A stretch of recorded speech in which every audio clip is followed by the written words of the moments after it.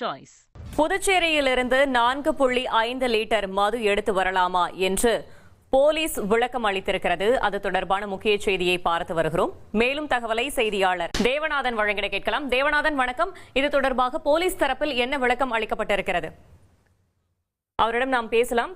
தற்போது முக்கிய செய்தியாக பார்த்து வருகிறோம். புதுச்சேரியிலிருந்து 4.5 லிட்டர் மது எடுத்து வரலாமா என்ற கேள்வி எழுந்திருக்கிறது. இது தொடர்பாக போலீஸ் தரப்பிலும் விளக்கம் அளிக்கப்பட்டிருக்கிறது.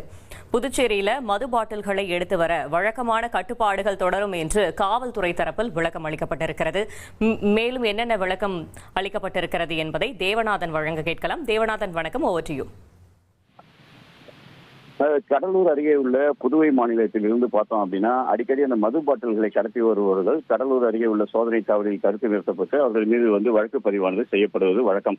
இந்த நிலையில தான் பார்த்தோம் அப்படின்னா கடந்த 2 நாட்களாக சமூக வலைதளங்கள்ல புதுவையில் இருந்து வரும் மது பாட்டில்களை 4.5 லிட்டர் வரை எடுத்து வரலாம் என்று நீதிமன்ற உத்தரவு இருப்பதாக பரவி வந்தது. இதன் அடிப்படையில பலர் மது பாட்டிலை எடுத்துவதற்கான வாய்ப்புகள் இருப்பதாக கருதப்பட்ட நிலையில தற்பொழுது கடலூர் மாவட்ட காவல்துறை ஒரு விளக்கம் அறிவிச்சிருக்காங்க. அந்த விளக்கத்துல பார்த்தோம் அப்படின்னா 4.5 லிட்டர் மது பாட்டில்களை எடுத்து செல்லலாம் என்பது தமிழகத்திற்குள்ளேயே டாஸ்மாக் மது பாட்டில்களை மட்டுமே அதுபோன்று எடுத்து செல்லலாம் எனவும், அண்டை மாநிலங்களில் இருந்து மது பாட்டில்களை எடுத்துவதற்கான கட்டுப்பாடுகள் தொடர்வதாகவும், அதற்காக எந்த ஒரு இவ்வளவுதான் எடுத்து வரலாம் என்ற ஒரு வரைமுறையும் வகுக்கப்படவில்லை.